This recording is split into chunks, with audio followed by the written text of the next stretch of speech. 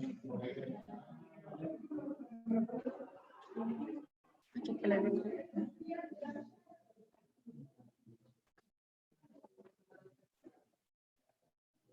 and tell them to join. Yeah, tell them to join.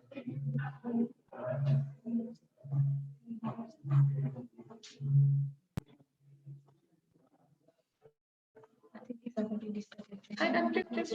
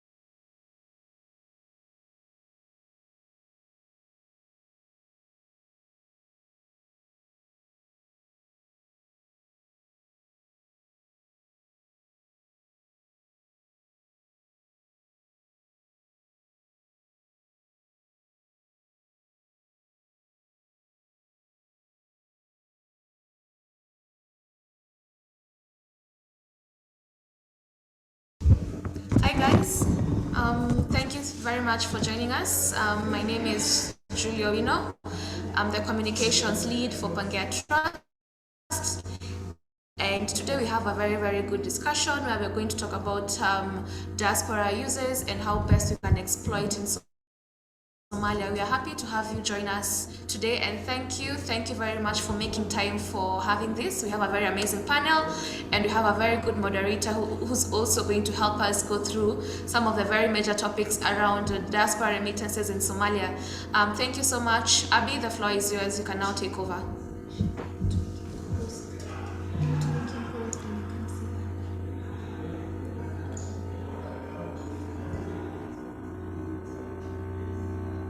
Assalamu alaikum.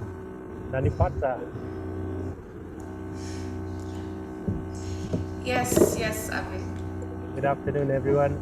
Pleasure to be here and to engage with all of you. Just wanted to know, I've joined the internet. Sorry, I've just joined in on the link. I was having some challenges with getting access, but now I'm okay. Happy to see you, Kadara Ali. Happy to see you, Anne Lawi. Julie, great to see you. Also, Dawil Osman, great to see you as well. And I can see quite a number of us are already ready to go. We can do a demo of how we'll run the program. Julie, I don't know if it's your mic. Can you switch off your mic? We are getting some feedback from your mic. Okay. Is it better now, Abi? There's still some humming sound. I don't know if the rest can hear it. Are we comfortable? Can you hear me? I could hear that humming sound, yeah. Beautiful. It has disappeared. Hello, can you hear me now? Loud and clear? Hello? Yes, we can hear you. Awesome.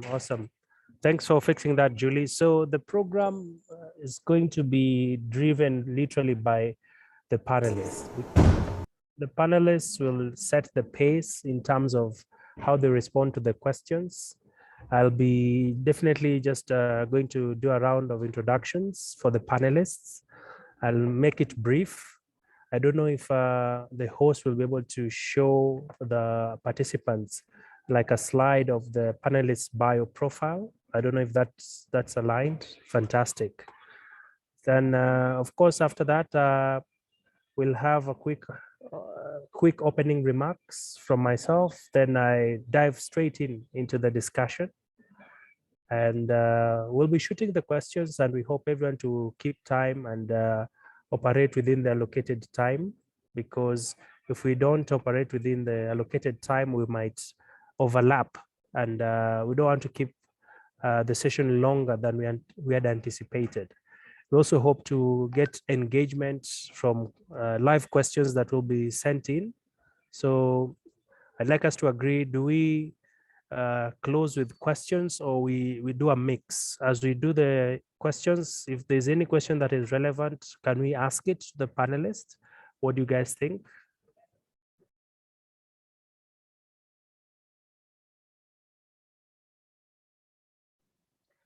Mix would be great. Hi, Abby. I can recommend, I quickly recommend that you do a mix, whatever works with the audience mood, and to drive the conversation. That's fine. Thank you for that. So I think unless there's any burning question for us, it will be a very dynamic engagement.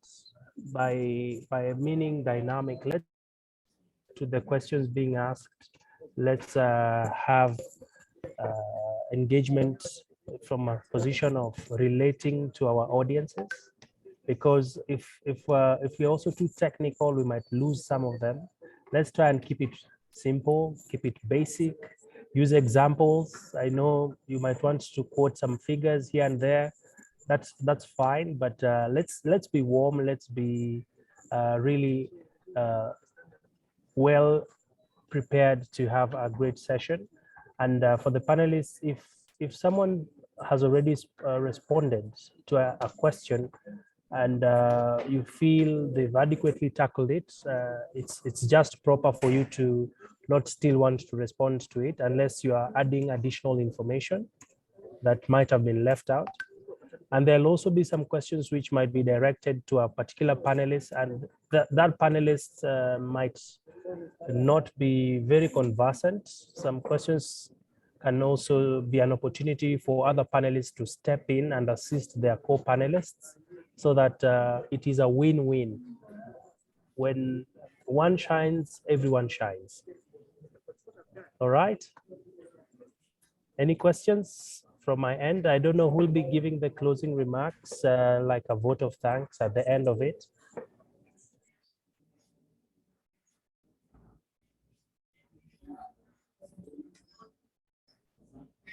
I will.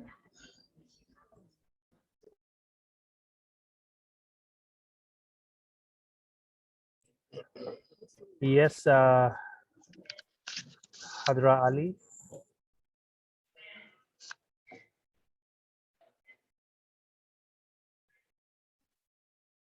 Yes.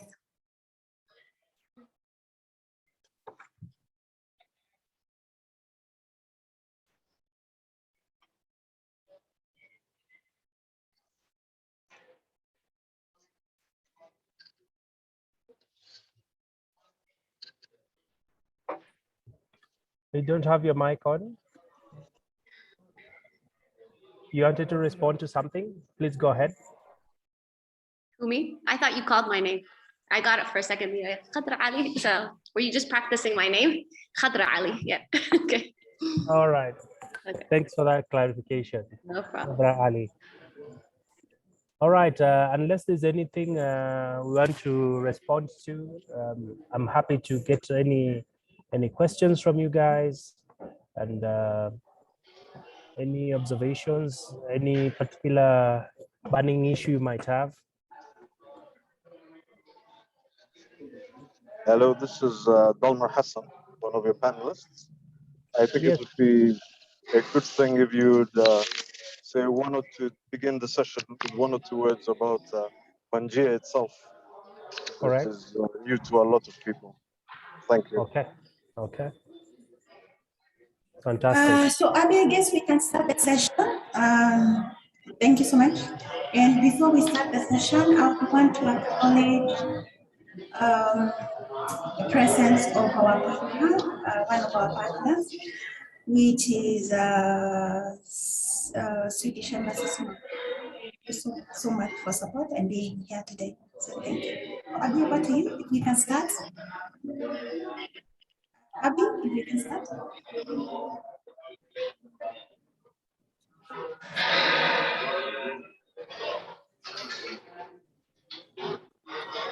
All right.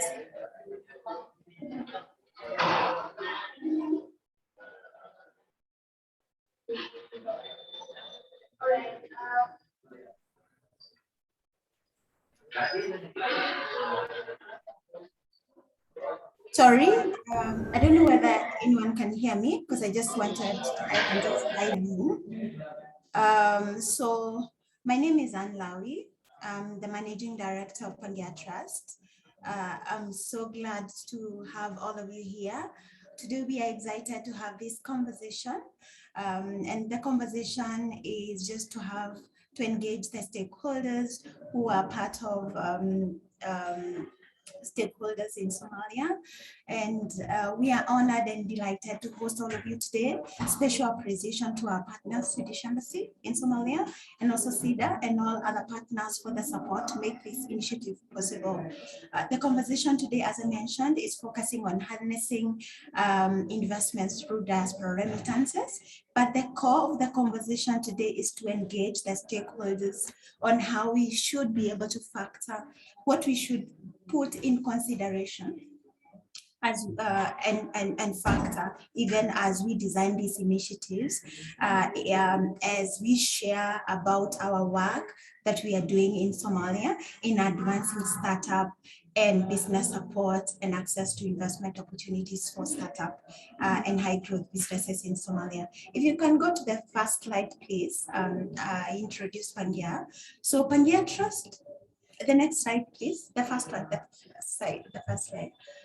Pangaea Trust, we unlock diaspora investments towards impact-driven startup in Africa, and we empower them for people, planet, and profits. We have been able to do this for the last 4 years as Pangaea, and we have worked with more than 150 plus startups across Africa.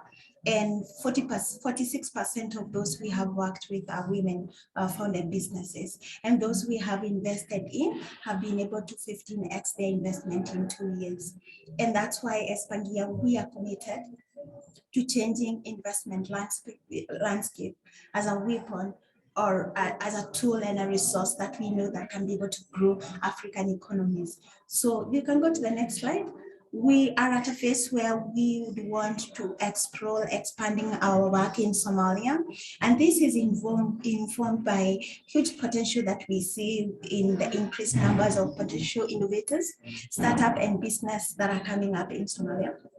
Business landscape, also the growing economy with thriving new businesses, opportunities emerging due to increased mobile networks and access to internet, and other neighboring factor, positive or neighboring factors that are seeing thriving in Somalian business community. Also thriving and young bubbling entrepreneurship, young generation in Somalia. However, growing scalable and investable business still remain a challenge, and access to capital is a huge challenge in Somalia. And that's why, if you can go to the next slide, that's why as Pangaea, we see a huge opportunity to explore diaspora remittances as investment opportunity for Ethiopia, and we're implementing initiative funded by SIDA. We are also committed to exploring alternative funding mechanism. And we see diaspora remittances as one of those that we can unlock to fuel business growth in Somalia.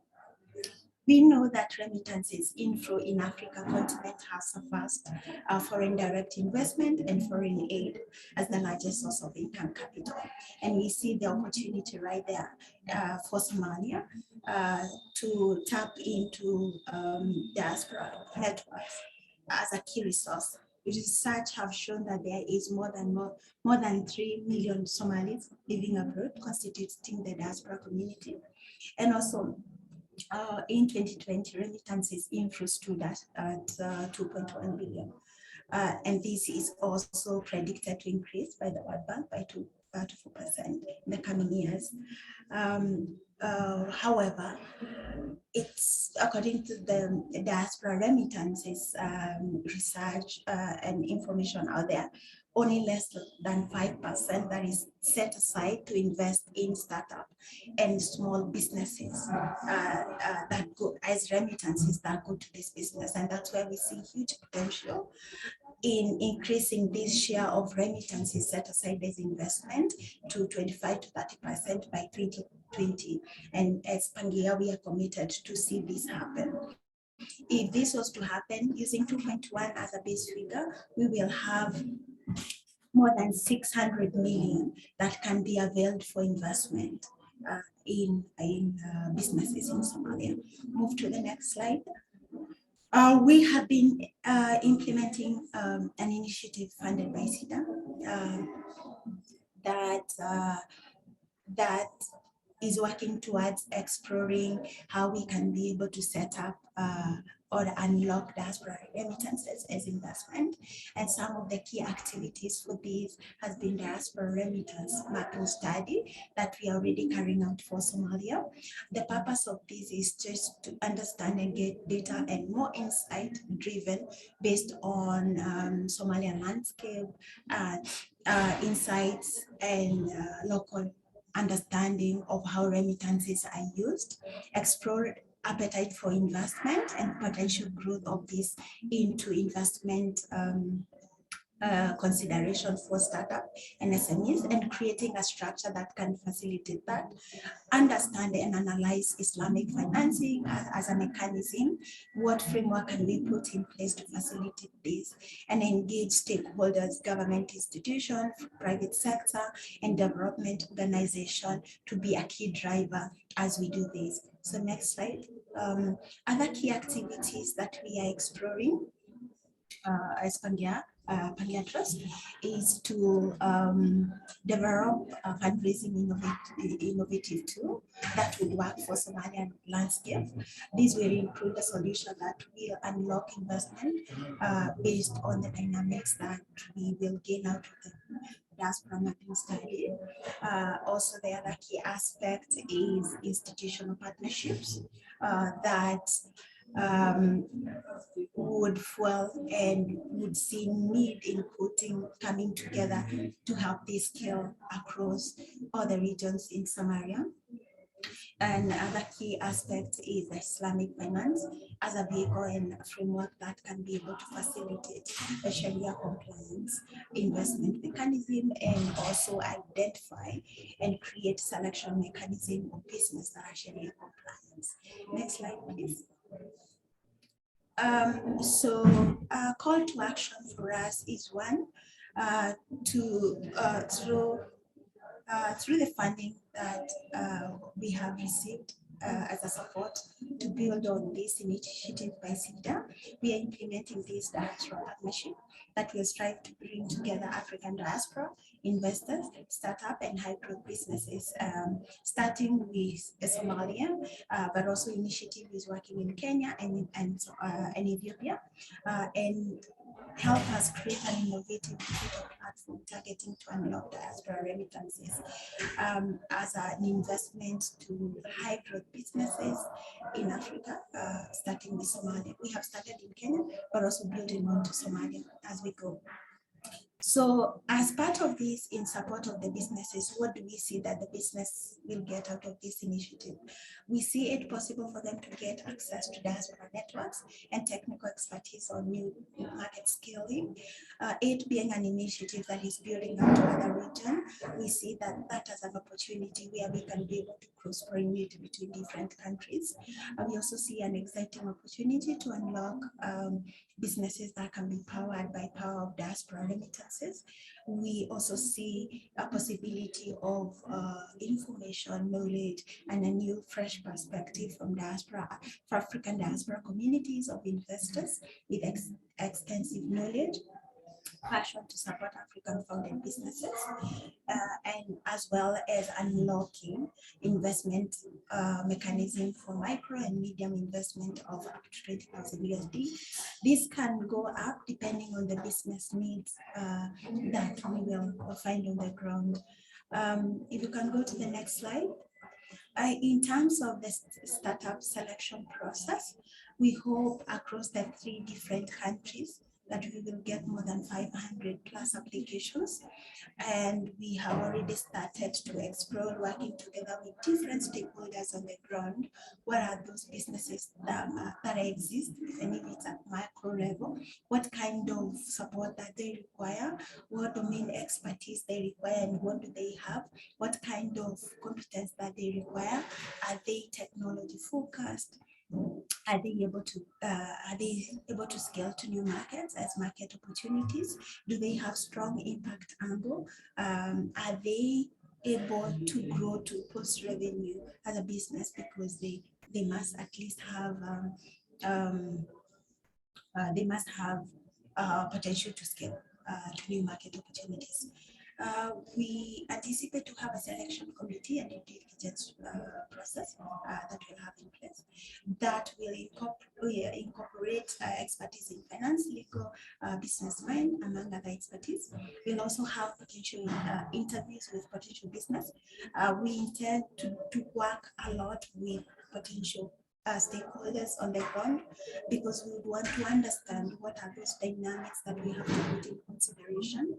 We also need to incorporate this into other existing structures on the ground.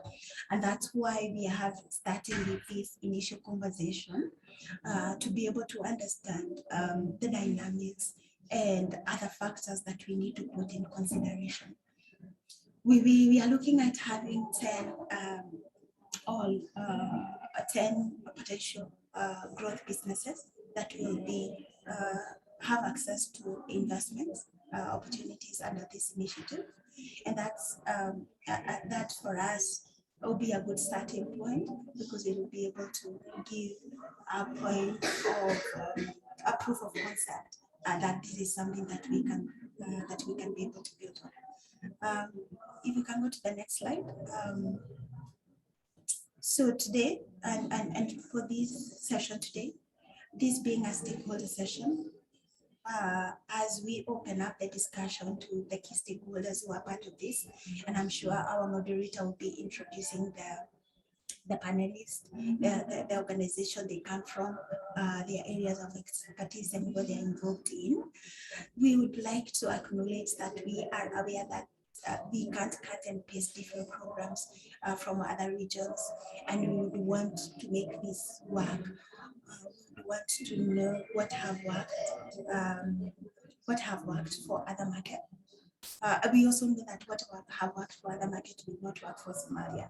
So our question that we are putting across today is, what are the key considerations to factor for this to be successful and impactful towards unlocking investments and business growth for Somalia ecosystem?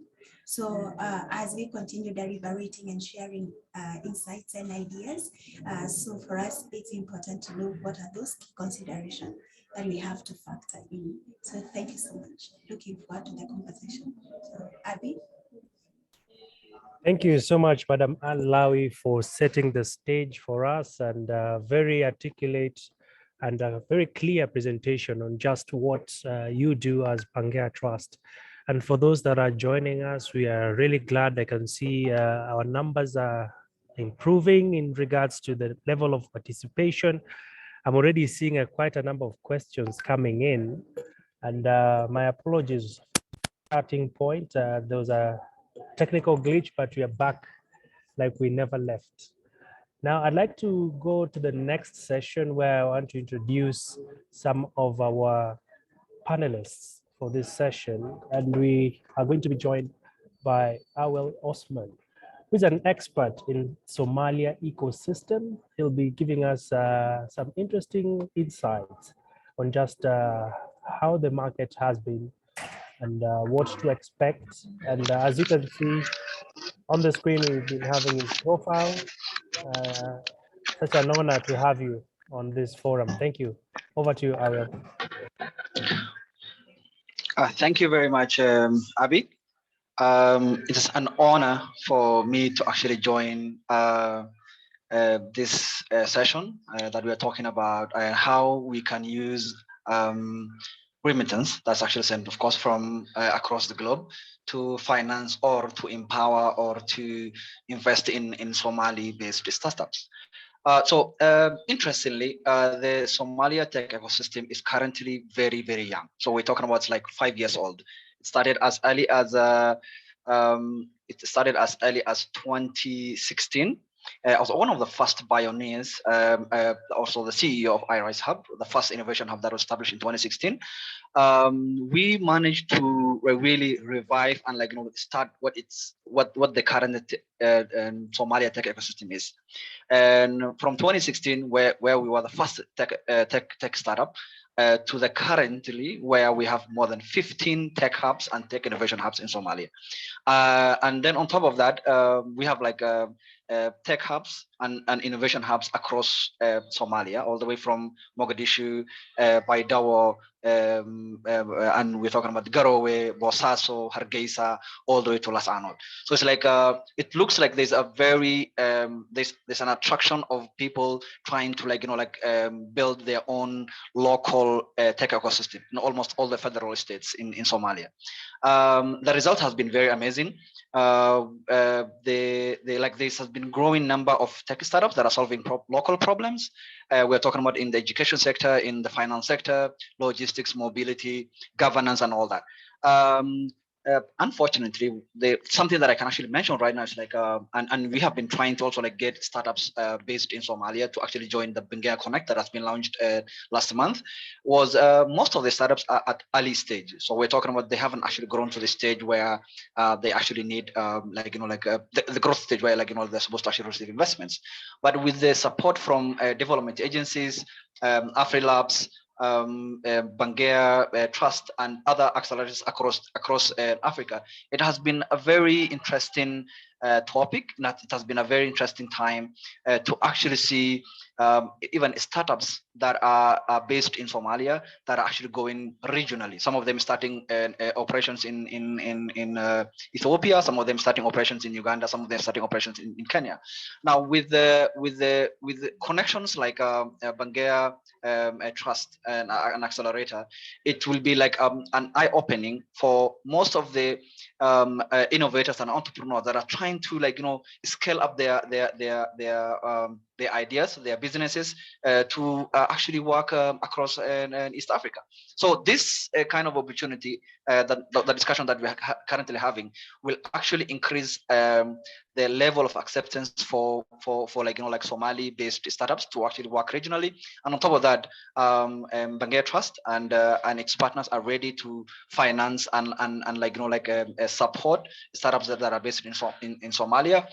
We have a very awesome team, and we're looking forward to partnering with anyone else who's actually currently in the call to make sure they actually get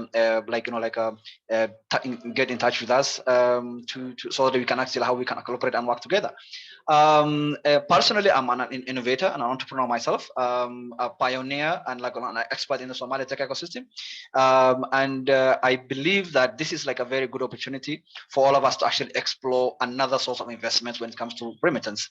Somalia has been with the federal government of Somalia and other regional authorities, I think state level authorities have been working very hard to make sure that it's easier to actually invest in Somali businesses. They have passed laws and policies they have made registration setting up your business or registering your business online also very easy. And it has also been really a momentum that has been actually going on to make sure that the tech ecosystem of Somalia to be to be flourishing and also to be working. So I believe this opportunity that's been availed by Pangaea Trust and its partners can actually unlock a big potential for Somali innovators and Somali entrepreneurs in Somalia. Thank you very much.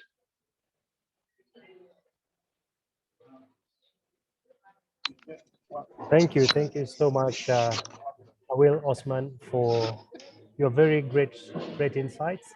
And I am happy to report that we are pushing on well. I can see quite a number of chats coming in form of questions. Even before we get to the panel session, I'm excited about this. And Awil has raised a very important point that was actually raised earlier on by Madam Anne Lawi, that Somalia is open up for business and there's a lot in the offing. Allow me now to take us to our next session where we shall be getting into the panel session. And I'd like to ask my co-moderator to put up the profiles of our panelists just to get to know them better. You can have that on the screen. All right, as they get to that, let me just, all right, thank you for that. So coming up next, we have our very good moderator, a very good panelists joining us for this session. And this is none other than going to our first panelist. Let me just quickly bring that up. Our first panelist, and in order, in no particular order, we shall be having with us Mr. Dalma H. Inyari. He's the Senior Advisor, Product Sector Development Program. Also on this panel, will be hosting Mohammed Ali Hosman. I beg your pardon, it's Kamsa. He's the ecosystem developer and a consultant. Also on the panel, we are not just going to be having men only. We also have a female joining us on the panel, and this is none other than Hadra Ali, the Youth Fund Manager for UNFPA Somalia. They'll be helping us shape a very important session where we want to encourage all of us to be very actively participating and to engage with us as we start off. Let me begin by allowing Mr. Dalma Kanyari to open the floor for us by just giving us his quick opening remarks, listening to Madam Anne Lawi, listening to Awil. What are your first quick assessment really in regards to how can the federal government of Somalia streamline diaspora remittances to be used for investments? Thank you, everybody. My name is Dalma Hassan Anyara. I've worked in the government for quite a long time.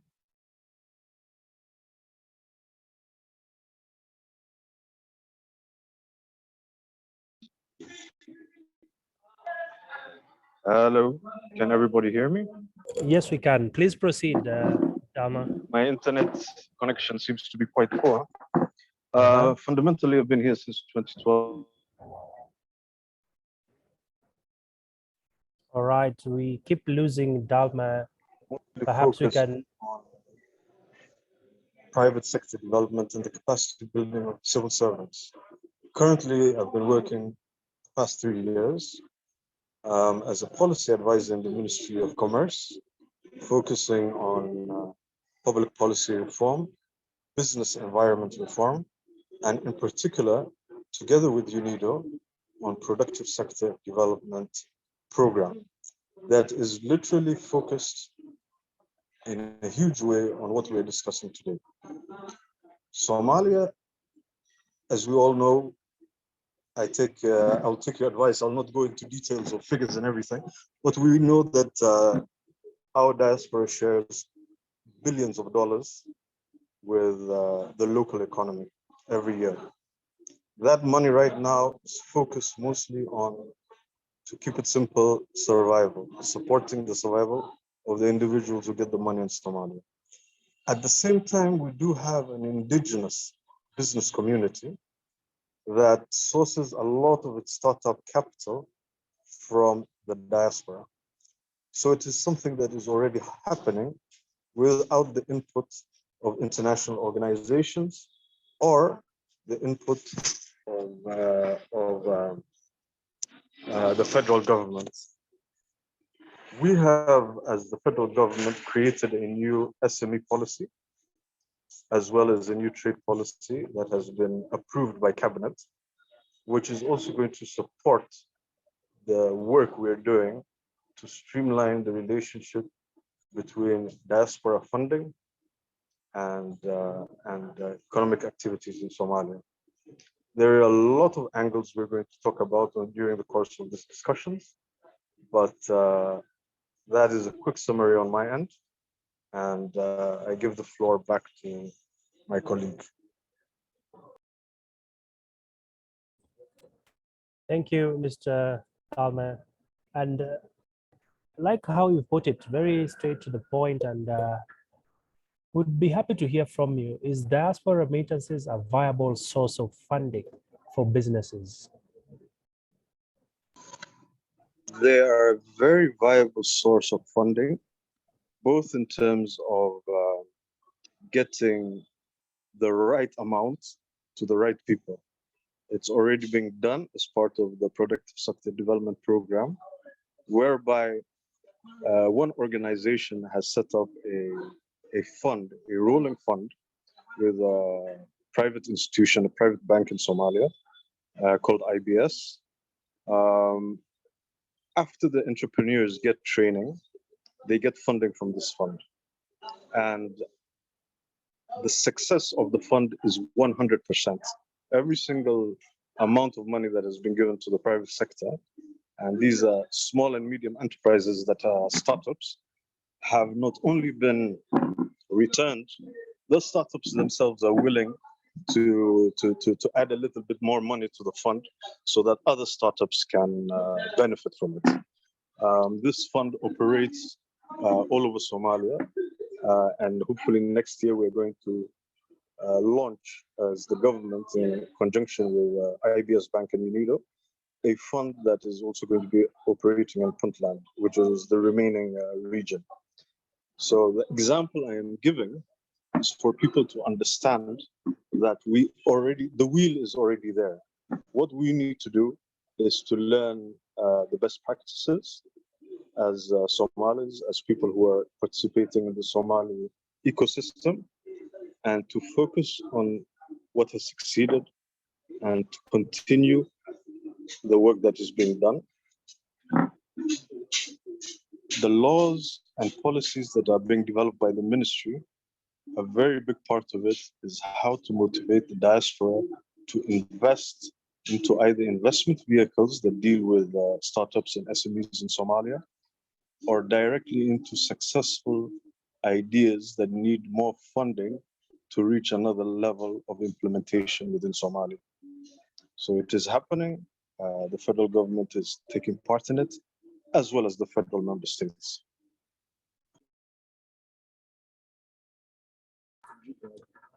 All right, thank you for that very elaborate response. I'm just also curious to find out from our other panelists, Madam Hadra Ali. You are a social entrepreneur who has been in the business for quite some time. I'd be keen to hear from you. How can we motivate the Somali diaspora to invest in Somalia, keeping in mind the challenges of sending large amounts of money back home, knowing very well the kind of regulations that exist? Oh, thank you, Abby. I'm happy to join the panel today and to be discussing something that I'm very passionate about. In terms of the ecosystem, it has grown a lot, and I will had presented a bit about that. And I think for diaspora to be motivated to join in these efforts that have been happening in the last 5 to 6 years or 6 to 7 years. It comes for me, I listed, I said, I think it comes down to trust, for that trust to be built. The other thing is that they have the right information. So they have the right information about the types of investments that they can make, both to either make a difference or to make a return on an investment. So if they have the right information and there's right vehicles. The other thing is working in partnership, not working alone. There are like nightmare stories out there. There are bad narratives about diaspora coming back and being taken advantage of. And I think the efforts that, again, in the ecosystem that has developed in the last 5 to 6 years, with a lot of development partners coming together, as well as the spurts of all these local hubs who are doing a lot of the work. And and the financial institutions that are also involved in different foundations. Yeah, there's just so many players working on the same effort. I think that those stories being out there, those are ways that it can counter those narratives. And I think we have a job in making sure that the diaspora know about what's happening and they know about what kind of work is out there. Also, Somalia is so diverse. I mean, for me, I was working a long time in Hargeisa, which is a very developed ecosystem. I would say the work, let's say, that Harhab was doing, we were supporting startups, we would train them, make sure they have their business plans, they have their financial projections, right? We would do a lot of due diligence. We would invest in startups that were viable. So we did a lot of the work. We also created a crowdfunding platform called Termiye. And on that platform, the diaspora didn't donate. There's a few reasons, and I'll share with you guys. But the idea was that we would be able to, we've done all this work. We have some viable businesses, and the diaspora or anybody could donate into these businesses. So it was a donation-based platform. And so it was really about making a difference. It's about changing, creating jobs. It's about changing lives. It's about, so those are the stories that we wanted people to know about, and they're out there. The other thing is, because it's donation-based, maybe people are not tending to do. So I think we need to talk more about the investment base, and there's definitely a need for that. And there is definitely a need for the diaspora to organize itself in some type of a body, because for me, as a diaspora, I grew up in Canada, and definitely I'm always checking out with my friends and family and other people that I'm connecting with. They would love to invest. They would love to, on both their motives would be that they want to make a difference. And two, they would love to make money, you know, but they don't want to be taken advantage of. So it's having those structures in place. So yeah, and the other thing is, I think, for me, this is the most important thing. It's about having a change of mindset, that it's possible, that we're working in partnerships, that you're not doing this alone. It's about sharing information. It's about a lot of us working together and not saying, oh, it doesn't exist. Actually, it exists, but finding it and building that trust. So yeah, again, different ecosystems are less developed and don't maybe have the same, what do you call it? The same structures in place to make sure that your risk, your investments is not, what do you call it? Not wasted, or, you know, but also different regions are, you have diaspora who are from those regions. So it's really about inciting the development. And as you know, people do donate to their communities that they come from and their families and so forth. So it's really just sharing all those stories. For my new role now, I'm lucky that I'll be able to be working across Somalia. And so far I've gotten to travel and see what kind of startups are being developed. And yes, every ecosystem is different. And I think part of our job, again, is to share those stories and to say, okay, these are the hubs that are working with these startups. These are the types of environments. These are the types of startups that work in Hershebele or, you know, and Basaso. They're just different ones, and it's so diverse. So whether it's different sectors that you want to invest in, having that information. So again, to motivate them, you want to know what's viable, what viable businesses exist. You want to have all that information. So that's one. Amazing, amazing. Thank you for those very deep insights. And it actually leads me to my next question, Hadra. Will a hybrid diaspora investment program with support from development agencies work in favor of supporting businesses in Somalia? Yes, What's your take? Definitely. I think we're ready to have such a platform where we are having agencies who, so it's a win-win for everybody. It's a win-win for startups. It's a win-win for the development agencies and for the diaspora who are investing. It's just creating a really strong platform that considers all of this. I think one, earlier I forgot to also mention that they could start with, what do you call it, mentoring first, right? And mentoring is like a win-win. You both have the information. So diaspora, one way they could start to get involved is like mentoring. But when you have a platform like this, you can, I think it's about having, knowing that in partnership, we can achieve a lot, and every player in the ecosystem can play a role in making a difference in the development of the country. So the diaspora, the diaspora investment, I think we're ready for it. I think it's just a way, it's a matter of organizing it.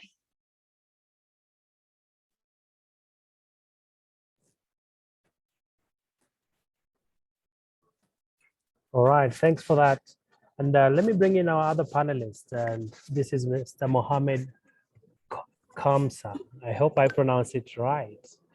Mohammed, welcome to the floor. And we just want to get your background a bit by, of course, you are the executive director for Educate Consultancy, and you've been working in the innovation ecosystem for the past 4 years.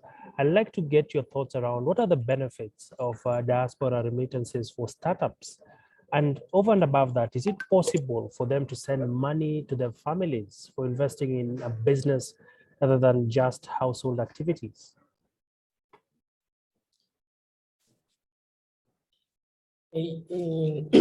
Thank you so much for having me.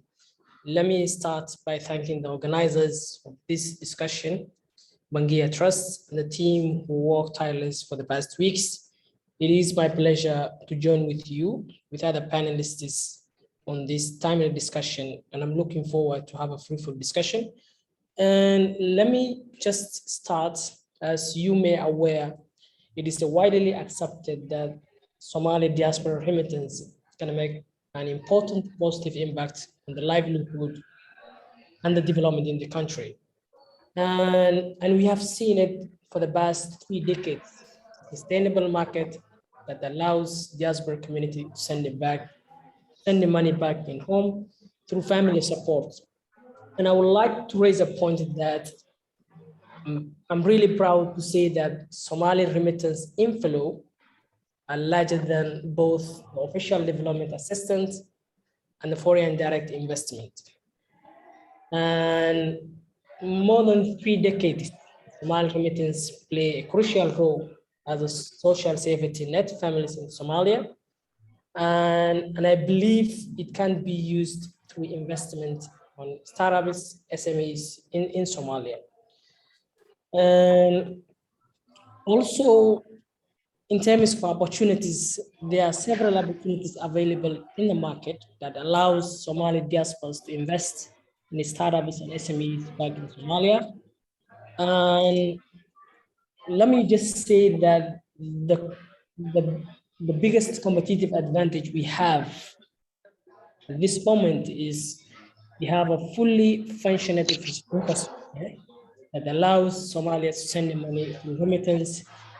And through my experience in this fully functional infrastructure, not only allows Somalia to send the money, but other Africans are now relying on the Somali remittance.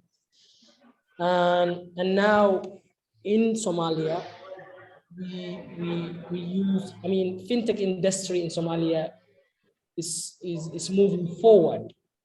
We have Wi-Fi app, we have Bremer Wallet on digital platforms. These kind of platforms will create more opportunities and also will accelerate the access of investment.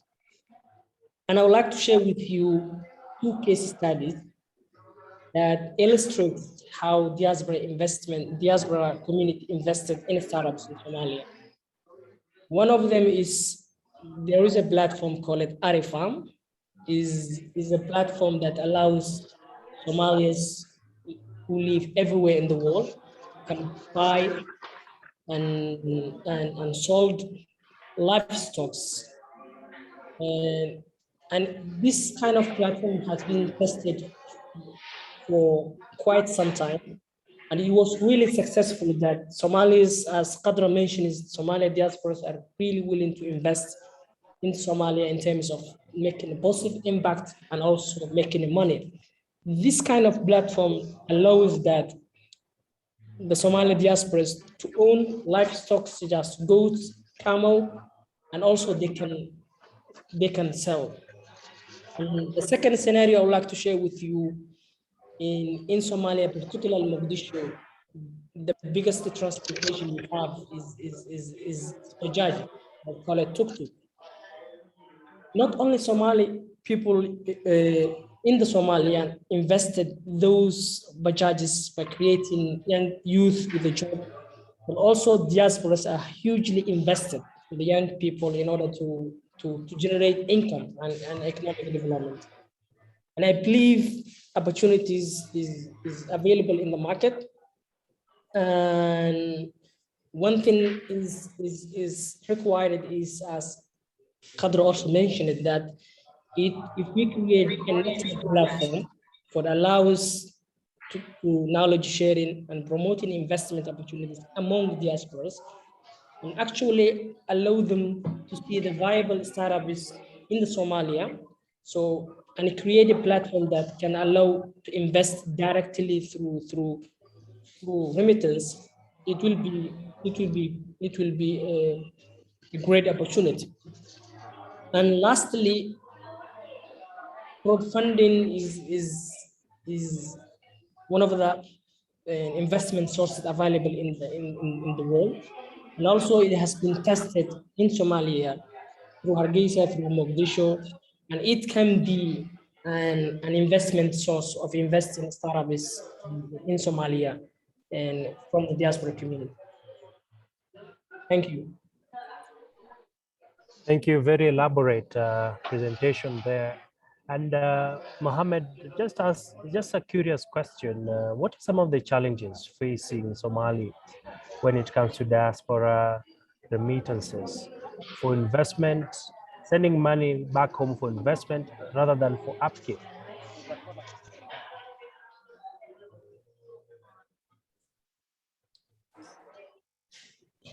Yeah, there are a number of challenges that face Somali diasporas to invest. One of them is trust issue. So, and also lack of information. Mostly of Somali diasporas, it's hard for them to access the kind of information in order to invest. And also it is a huge challenge when it's coming to sending money through remittance, and through various reasons from anti-terror, anti-crime regulations. So the regulations and policies are giving hard time for Somali diasporas to invest in startups in Somalia. So I could say lack of challenge, lack of trust, and lack of information, and not having a platform to connect. And these are the challenges that Somali diasporas face when they invest in startups and small business in Somalia.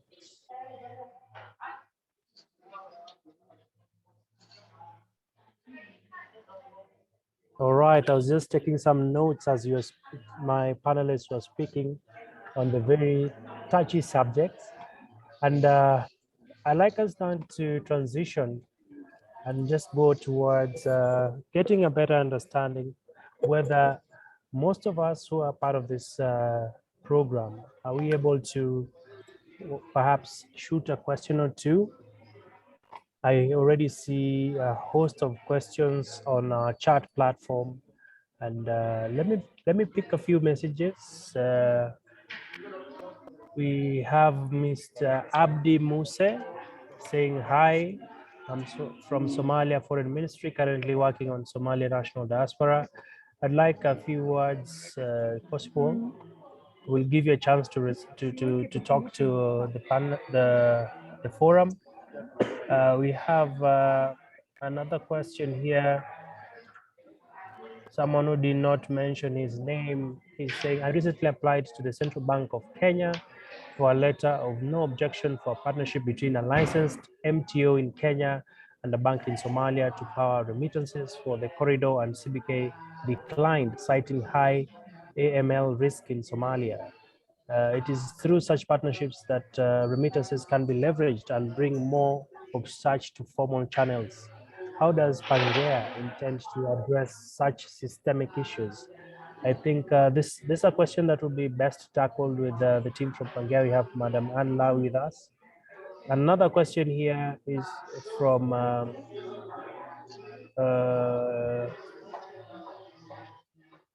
it's actually a message. Many people saying Jambo, they like the forum. Remember our hashtags, Somalia, Mogadishu, Somalia Diaspora, Somalia Remittances. Perhaps we can allow Madam Anne Lawi to take that first question.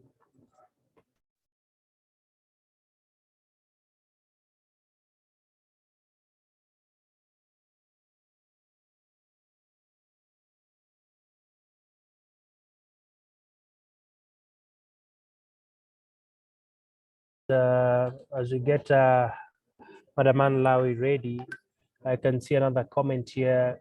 Could you please pass the message to Khadra? I liked your presentation. Could Khadra shed a light to the questions touching on the national diaspora policy? What stages are we at as a country? Madam Khadra, would you like to respond to this question? Sorry, I didn't hear the question fully. I just heard, what stage are we as a country? Say that. So what's the question? So the question is touching on the Somali national diaspora policy. How far are we with this, and how soon can it come to fruition? I think that would be a good answer for Fortune, who's from the from the diaspora agency. Maybe she could speak on it if she wants. I don't know anything about the national diaspora. Abby, sorry, I had technical difficulties, but I'm here. If you can repeat the question. Fine. Yes. All right. So there's a question here to Pangaea. Yes. Of one of the entrepreneurs who applied to the central bank for a letter of no objection for a partnership between a licensed MTO in Kenya and a bank in Somalia to power remittances for the corridor, and CBK declined. So they're asking, what is the role of Pangaea in helping to facilitate entrepreneurs? And thank you for that. Can you put on your camera, please? Okay. Thank you. Quite interesting question. And then some of these instances and feedback that we have gotten from the ecosystem we are working on are the reasons which are powering us to start this conversation.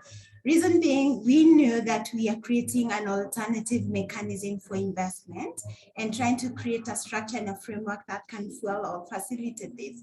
But we also know that we don't have answers to all the questions or challenges that might come along the way. And that's why one of the key pillars of these initiatives is to work with key partners, institutional partners, to bring them on board, so that even as we create the framework, we know there are some some challenges that may arise, and we can bring these challenges to them for them to explore. One, what are the mechanisms that can be able to be put in place to be integrated to improve the operationalization of, for example, collaboration and cross-pollination between the different ecosystem in this region. So that is one, working with different partners. Secondly, it's also seeing what other alternative, if the mainstream are not working, is there a way, is there a different alternative that we can put in place and still fuel collaboration between the different players? So that is also another angle we are looking at. And thirdly, the reason why we are doing the mapping study is to be able to see, and I know there is already a lot of information, a lot of insights that have been gathered before in terms of remittances usage, remittances, corridor flows, and channels that exist, and utilization of such remittances.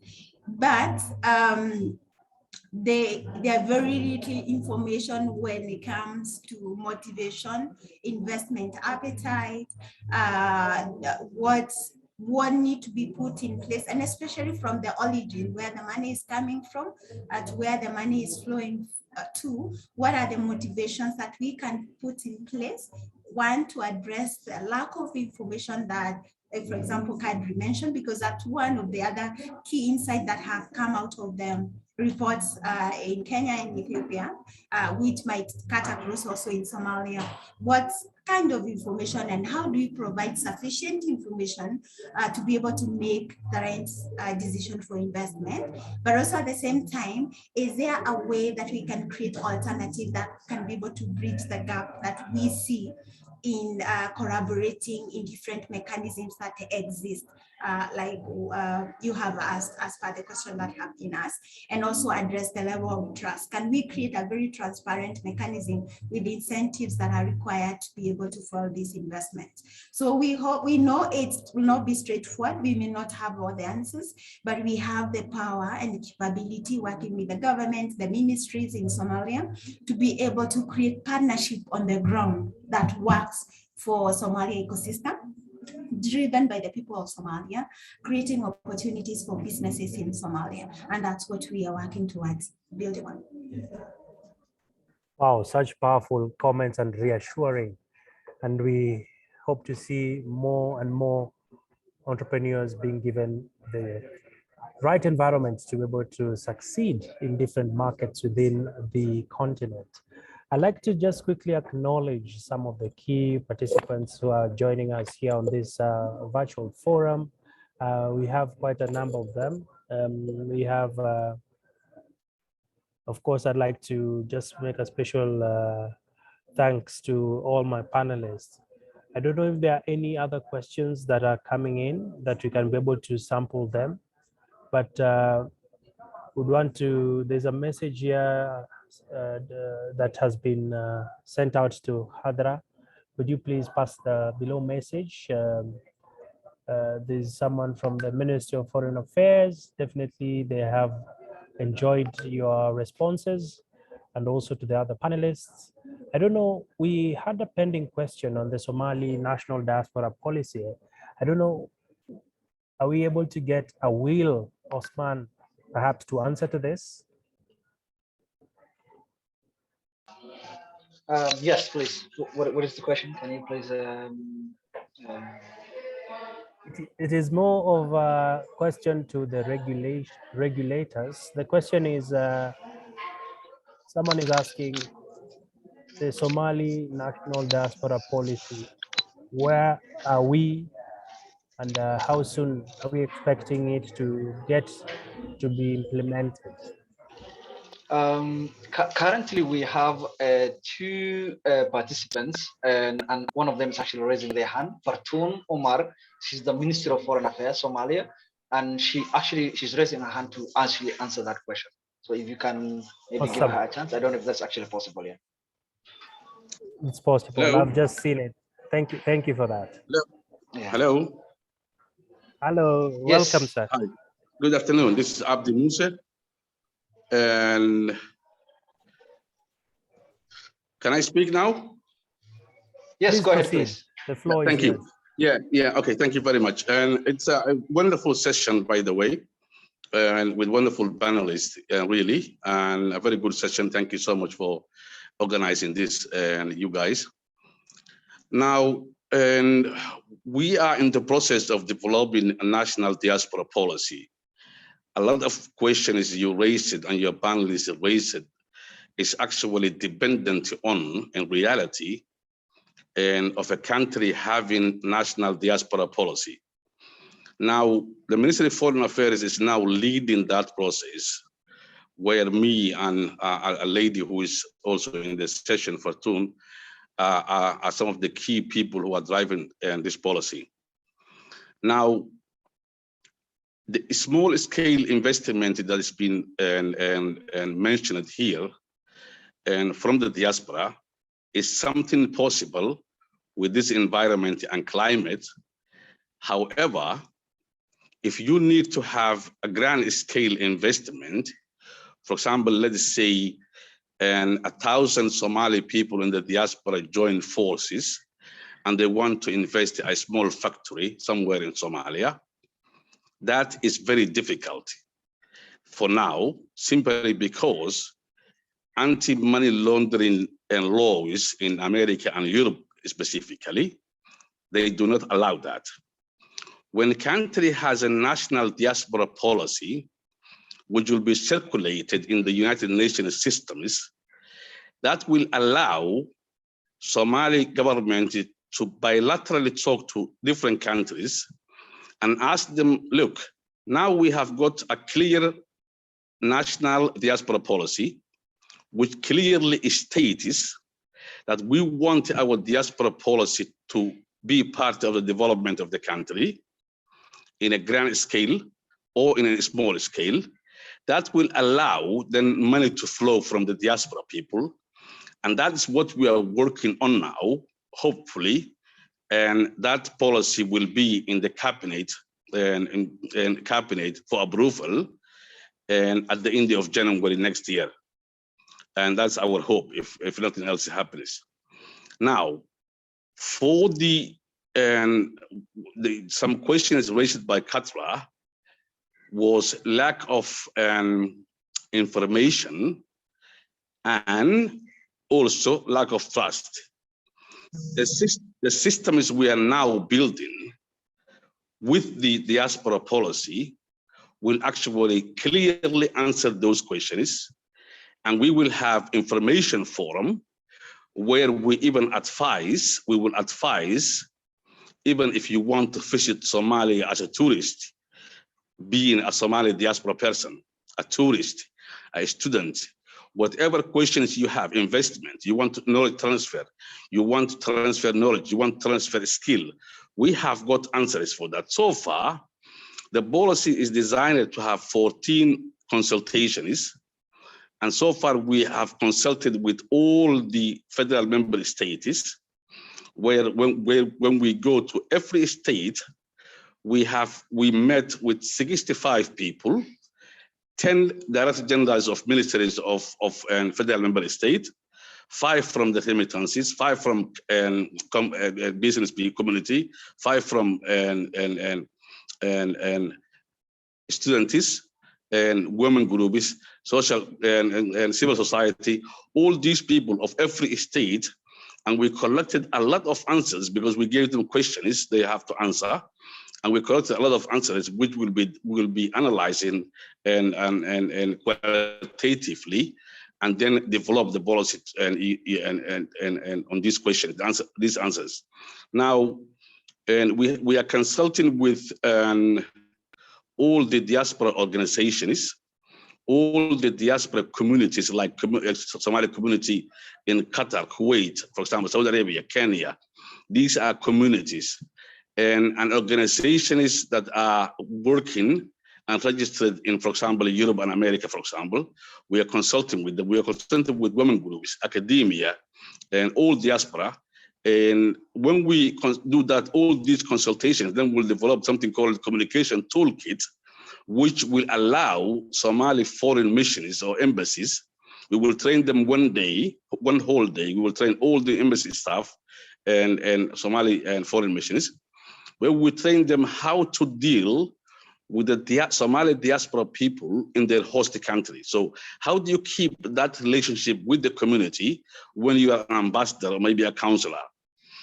So all these things are under development now. And I can tell you one thing, the systems we are building now will allow Somali people to get the right information, and also Khater raises the question of trust. We are trying to answer that question. I cannot say that here on this session. I cannot say that, but we have got a mechanisms and that could deal with that, i.e., that will allow a Somali diaspora person to trust the system and invest in Somalia. Thank you so much. Thank you. Thank you, sir, for making that clarification. And indeed, a lot is being done in the background, and we hope to see some good results so that we can have more people getting into the diaspora remittances and making something worthwhile while at it. And I'd like to acknowledge Paula from CEDA, and just want to thank them for supporting us. And of course, I'd like to remind us that in the interest of time, we won't be able to take all your questions, but the team from Pangaea, we have a platform where we are getting your questions on our social media platforms using the hashtags that we indicated. Our technical teams will be at hand to respond to all of these questions. So do not feel like you did not get a chance to ask a question or your question was not responded to. Now, at this juncture, I'd like to invite a question to Dalma. I don't know if he's still online with us. Dalma, can you hear us? Yes, indeed. I'm online. I can hear the interesting convo. I would be happy to just hear your quick reactions. So far, a couple of questions have been raised around safeguarding the remittances. Are they being used for the right purposes? How can we create an investment vehicle that can be used to specifically channel remittances so that it all doesn't go to the normal needs that people are out looking for?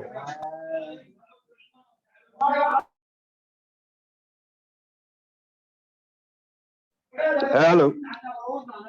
I would like to clarify a few things. First of all, the reality is I would like to thank the individual who's talking about the national diaspora policy. It's a very critical element of the work that needs to be done moving forward.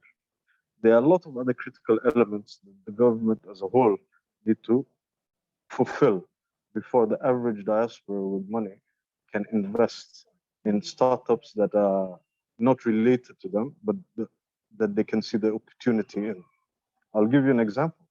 The federal government of Somalia, for instance, has launched the Somalia Trade and Investment Information Portal, where all the information that any individual needs to invest in certain different trade sectors is going to be available. And when it comes to the laws or the policies or the documentation that is needed, everything is going to be available in one website.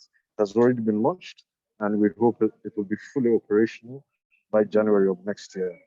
The second issue, which is very important, is the banking sector's support in knowing your customer as well as AML.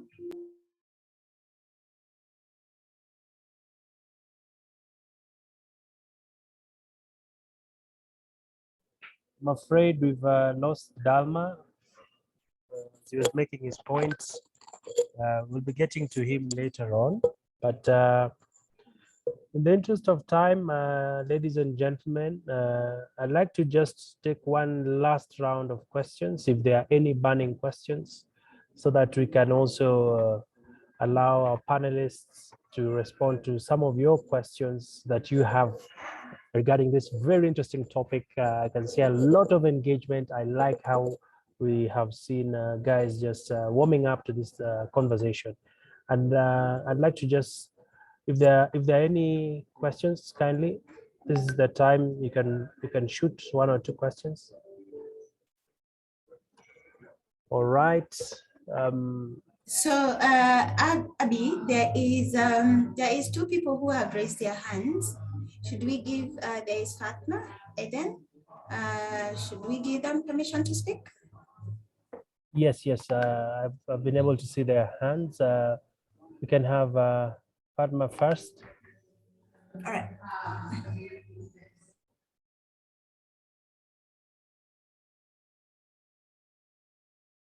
I think they have dropped out of the call. All right, can we have the other hand?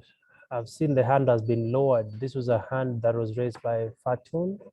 I don't know if this is an old hand or a new hand. He spoke. Oh, Fatun spoke. all right, Yeah. all right. Okay. Well and good. I'd like to give my panelists just 30 seconds each to give us their closing remarks. What do they think is the call to action as we move forward to ensuring that we have our diaspora remittances given priority in regards to ensuring we have the right regulatory framework, and we also work very closely with key stakeholders such as Pangaea Trust. I'd like to open the floor to Madam Hadra Ali. Please give us your closing thoughts, and then we'll have Anne Lawi last to just wrap up the session. Thank you. Okay. Oh, thank you guys. Yeah, it was definitely an interesting conversation, timely one. I think definitely, I think for me, it's about the partnerships. It's about working together to figure this out. The opportunity is there, and I think we all see it. It's just a matter of figuring out how, creating that pipeline for it. So that right investments, and there are some barriers to making this happen, whether it's the amount of money that could be sent or the types of platforms. And usually, for example, I forgot to mention earlier about the crowdfunding. The crowdfunding platform people can donate locally, but there hasn't been, because of the anti-fraud and anti-terrorism laws, we haven't been able to figure out how to get like Visa or MasterCard or PayPal, any of these money transfer systems where people or the diaspora can donate easily on these platforms. So those kinks we still have to work out. And I think we need more people even advocating from that side to make that happen. But the good work is happening. So it's just, how do we connect and overcome these challenges? How do we innovate? How do we show that this is possible and that we work on it together? So I'm happy to be part of the discussion, and thanks everyone. Bye.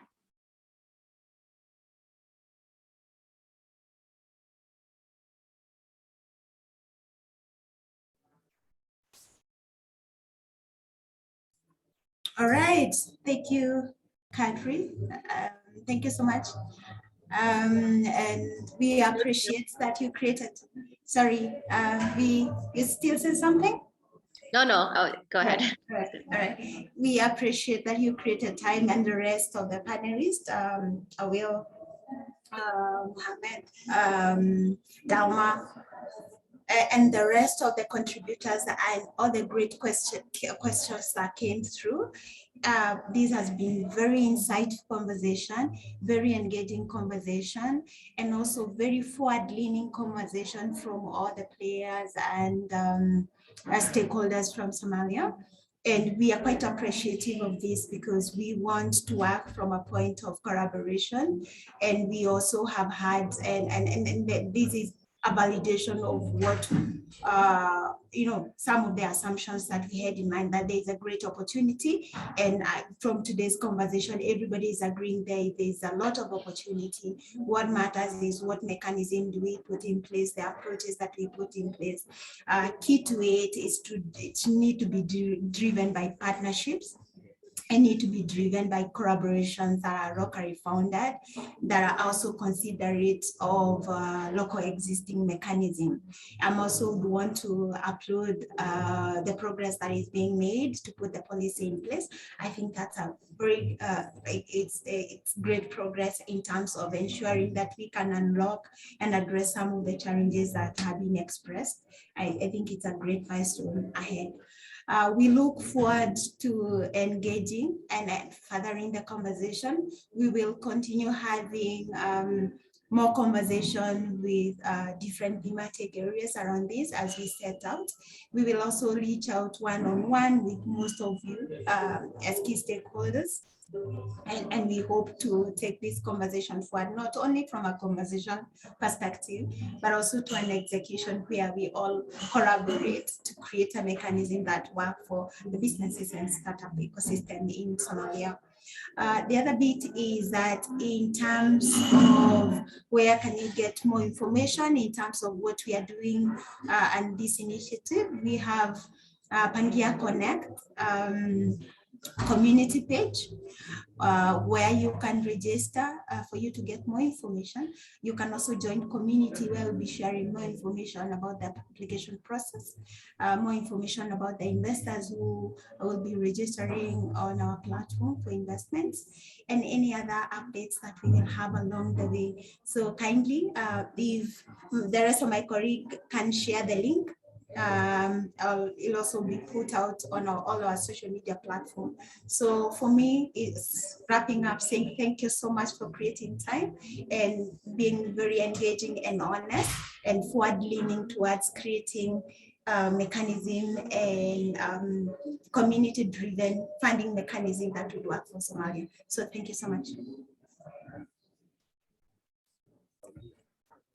All right, we've had it from the key leadership, and I want to first and foremost thank all the participants who've been very patient with us and taken part in this very important session.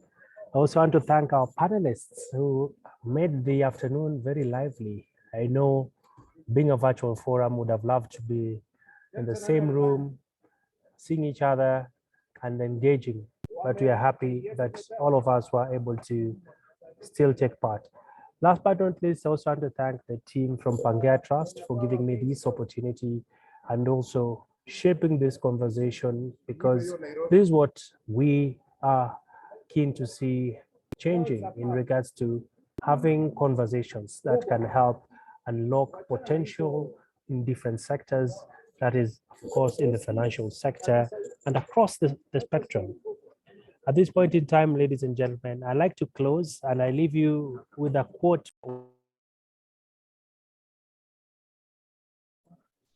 I leave you with a quote from Warren Buffett, who says that